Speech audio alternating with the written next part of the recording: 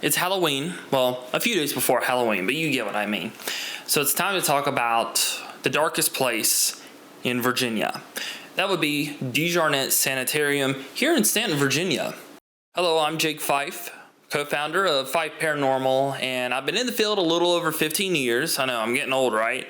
But DeJarnette is one of those places that I have a very strong connection to because it was my very first job. I did security on the last season of Ghost Tours there.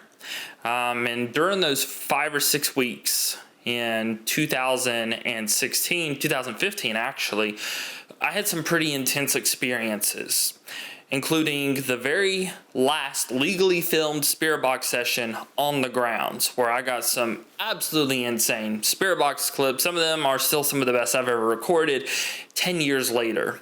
You can find those on the YouTube channel. We also have some shorts, I think, made of some of the clips that are in the video, so definitely check those out. But today we're going to talk about the shadow people of DeJarnette. Now, first off, if you've ever been to DeJarnette Sanitarium, you've ever been by it, you've seen pictures of it, you kind of get the sense of what it looks like. It's 2 huge buildings with a crematorium in the back. It sits way off the road. The road kind of goes in almost like a curve all the way around it. So you get side view, front view, other side view, and then there's a road that goes behind it.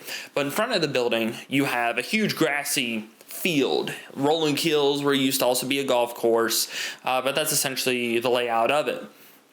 Now, over the years, people have reported seeing shadow figures allegedly rising up out of the ground and that they'll just run around. Sometimes if people are getting too close to the property, they'll chase them off. Some people say it looks like they're running. Some people say they just walk. Other people say they glide or even teleport. It's insane. But the stories aren't just of, human-sized, human-shaped shadow people.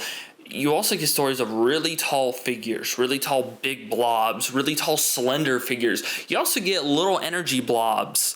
You get short figures that are between 2 to 3 feet high, even sometimes lower than that. Those are the ones that are usually described as gliding. Now, as for what these spirits are, they're not all demonic, they're not all human, they're not all elemental. It is a mix of all three. See, the outside of DeJarnette is kind of where you get your feet wet with the energy of the place. Up to a point, it's fine. But once you really get within its sphere of influence, it can turn dark very quickly. And some people say that seeing these shadow figures is like an early deterrent of, are you sure you want to do this? Are you sure you want to go here? Are you sure you want to mess with this energy? There was one of our tours where people were coming up to me and they were saying that they were seeing figures in the weeds or figures on the trail behind us. Sometimes they'd be moving, sometimes they'd be just standing there watching, but all of them described the same thing. They said that they felt something watching them, turn around, and they would see something. And as soon as they would see it, they would feel sick in their stomach, almost nauseous. But even after the figures went away or they turned away, they would still have this negative feeling, and they would be on edge for the rest of the time that they were there. I have also seen these figures when I've been across the street, whether it's at the Chick-fil-A, the Cookout, or some of the other places that's along the little strip on Richmond Avenue right next to DeJarnette. People have reported to me, I've heard 2 different stories, that people will be sitting in the parking lots of like the Cookout or the Chick-fil-A's, and they'll just be eating, not doing anything paranormal, not really thinking of the building. And on this little rise next to the road, people will report seeing just tall figures just staring at them. And it's usually more than one at a time. And it's really, really unsettling. And even though in the grand scheme of things they don't really do anything, it just shows you the magnitude of the energy of DeJarnette Sanitarium, and one of the things that makes it so haunted and that makes it so dark and infamous. Now, what are these entities exactly? Well, there's the story, of course, that there's hundreds, maybe even thousands of people buried in unmarked graves and unmarked burial pits on the grounds. That is entirely possible. There's been no ground surveys done. There's no bodies or bones have been found except for allegedly in the 80s, 70s or 80s. They allegedly found bones when they were digging up an old pool. Then allegedly they found bones when it was a golf course, Once again, no evidence has been presented. I've seen nothing official written about this, so we can just call it urban legend for now.